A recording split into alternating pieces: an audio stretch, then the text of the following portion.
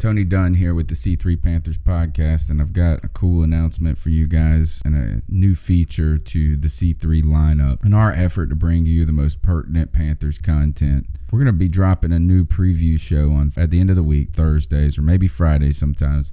And it's going to be brought to you by Joshua Outland. Many of you may know him from Facebook as the Shadow Cat, giving you a little insight and context to the weekly matchup that the Panthers are facing. We've got our first preview ready for you now, going into this blockbuster matchup between the Carolina Panthers and the Pittsburgh Steelers on Thursday Night Football. So go ahead and put it on your lineup for weekly listening. The C3 game preview brought to you by the Shadow Cat. Give it up for Joshua Outland. Hello, everybody. This is Joshua the Shadow Cat Outland with your C3 Carolina Cat Chronicles. Carolina Panthers, Pittsburgh Steelers, Thursday Night Football preview. These two teams have played in the preseason at least the past 8 years, trading wins back and forth and back and forth and back and forth ad nauseum. These games are usually played in the fourth preseason week with barely any starters suiting up. As a matter of fact, Cam Newton has only played in this preseason games 3 of the 8 times, and even then only playing in one drive. The last time these teams played when the regular season was some stakes on the line was September 21st, 2014, Sunday Night Football. The Carolina Panthers came into this game at home 2-0, hosting the Pittsburgh Steelers, who came in at 1-1. Fans had faith that the Carolina Panthers would be able to go for their first ever 3-0 start since their 2003 Cardiac Cat season. But unfortunately, the Carolina Panthers got exposed, proving they weren't quite ready for prime time with the lights on bright. And after a close first half, in the second half, the Steelers would explode with 28 points to win the game 37-19. Le'Veon Bell and LeGarrette Blount each ran for over 100 yards each, which is pretty much an anomaly against that Carolina Panthers' vaunted rushing defense. Cam Newton was 24 of 35 for 250 yards and a touchdown, a pretty damn decent game passing, but he was held to just 7 yards on 2 rushes, taking a knee to the head by Ryan Shazier on one of those rushes. Cam Newton was sacked 3 times and was under heavy duress the entire night, and was obviously showing effects of a lingering preseason injury suffered in Week 3 against the New England Patriots. Cam Newton was pulled in the fourth quarter, giving way to Derek Anderson, who stepped in and had a touchdown pass to Kelvin Benjamin, which would make the score 37-19. Big Ben Roethlisberger went 22 of 30 for 196 yards and 2 touchdowns. Both of those went to Antonio Brown, this year's Madden cover winner. Bell and Blount both combined for an astonishing 264 yards on 34 carries. This loss sent the Carolina Panthers into a tailspin, and they watched as that 2-1 record would fall again to 2-2 with the blood and guts game against recently departed Steve Smith Sr. That loss would send them down from 2-2 all the way down to 3-8-1, and they needed a last quarter season adjustment, adding speed and youth on both offense and in the secondary to claw, scratch, fight, and battle their way back from beyond the jaws of oblivion. One step from perdition. One loss would have been the end of their playoff hopes and would have sent the Carolina Panthers home for the season early in 2014. However, those adjustments allowed them to battle back, and they would win their last 4 games. First at New Orleans, a dominating performance.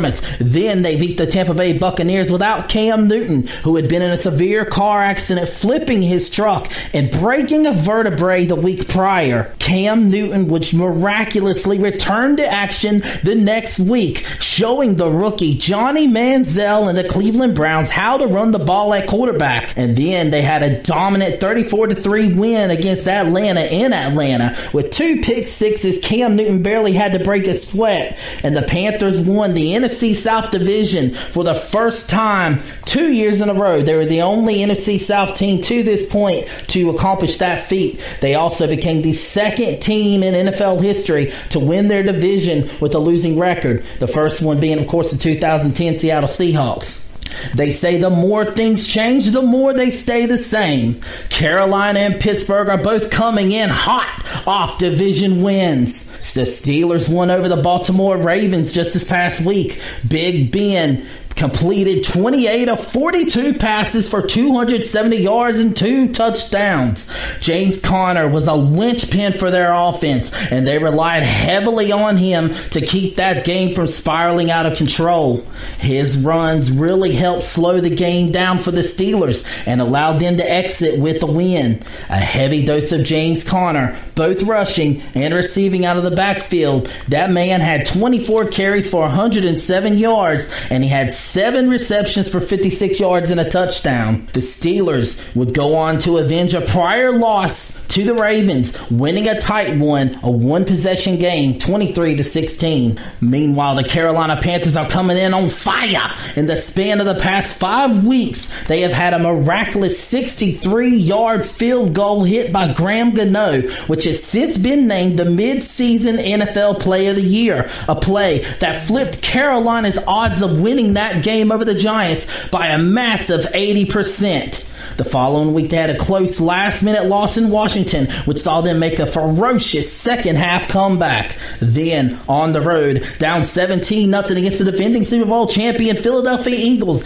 they roared back in the fourth quarter with 21 straight points to win 21-17. That performance by Cam Newton named him the NFC Offensive Player of the Week. They would then host the number 1 defense of the Baltimore Ravens, dismantling them 36-21 in a game that was nowhere as close as that score makes it appear.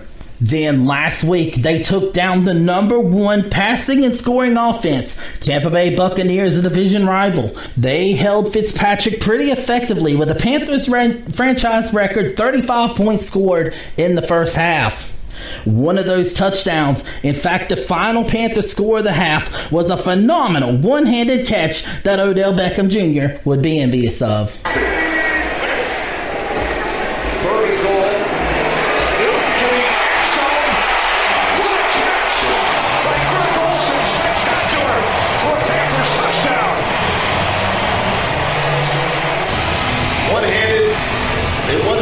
A sticky catch, but an unbelievable catch. After that, Ryan Fitzpatrick staged a comeback, and for a while, it looked like the Fitz magic was back as they made the score 35-28 in a one-possession game. However, much like they have done all season, the Cardiac Cats took over in the fourth quarter with Cam Newton screaming enough, taking over on a scoring drive and accounting for over 60 yards of total offense combined with his arms and his legs. He would slam the door shut on the Buccaneers' comeback hopes. Newton on second and 15 to the end zone for Samuel. He makes the catch. Touchdown. His second of today's game. Curtis Samuel. And the Panthers extend their lead. That score would put the game almost out of reach, 42-28 with under 5 minutes left. However, Ryan Fitzpatrick wanted to try to make some more Fitzmagic happen.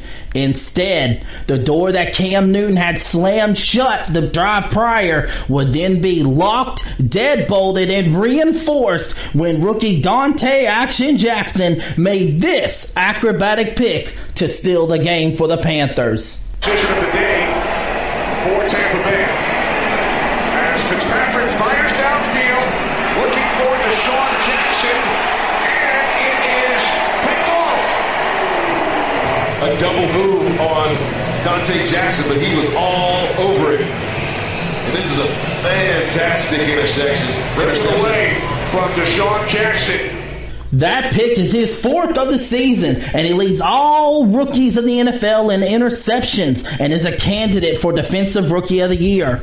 Cam Newton would take matters into his own hands again, scrambling for an easy first down run on 3rd and medium and allowing the Carolina Panthers to go to victory formation, nilling out the clock to win 42-28. Cam Newton has continued his stellar 2018 performance, which is better in all stats than his 2015 MVP performance season.